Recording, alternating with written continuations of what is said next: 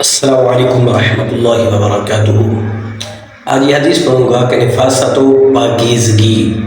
یہ حدیث سماعت فرمائیں۔ عن ابی ہریرہ رضی اللہ تعالی عنہ ان رسول اللہ صلی اللہ علیہ وآلہ وسلم قال طہور اناء احدکم اذا ولغ فیہ الکلب ان یغسلہ 7 مرات اولاہن بالتراب۔ اس حدیث کا ترجمہ سماعت فرمائیں۔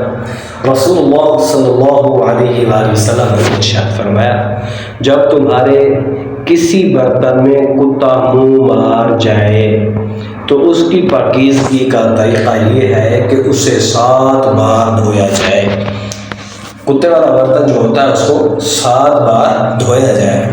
ان میں پہلی بار مٹی سے ہو، پہلی مرتبہ اس کو مٹی لگا لیں اچھے طریقے سے برتن کو، پھر دھو لیں، کیونکہ اس وقت صابن وغیرہ نہیں تھے، تو اس لیے حدیث پر عمل کرتے ہوئے اگر آج بھی ہم پہلی مرتبہ مٹی کے ساتھ صاف کریں گے تو انشاءاللہ حدیث پر بھی عمل ہو جائے گا، ثواب بھی مل جائے گا اور پھر پاک بھی ہو جائے گا۔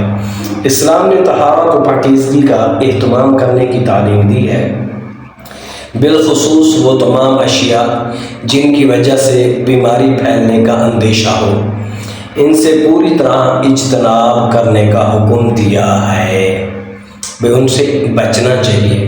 ان میں سے ایک کتے کی استعمال شدہ چیز ہے، کیونکہ کسی برتن میں اگر کتا منہ مار لے تو اس کے جراثیم سرایت کر جاتے ہیں۔ اگر انہیں دور نہ کیا جائے تو انتہائی مہلک ثابت ہو سکتے ہیں۔ تو میرے آقا کے اس فرمان کے مطابق ہمیں چاہیے کہ اگر کسی برتن میں کتا منہ مار جائے تو پھر اس کے جراثیم جو ہیں وہ بڑے خطرناک ہو سکتے ہیں، تو اس لیے میرے آقا نے فرمایا اس کو 7 بار دھونا چاہیے۔ تو جب پہلی مرتبہ دھو تو اس برتن کو مٹی کے ساتھ دھو لو۔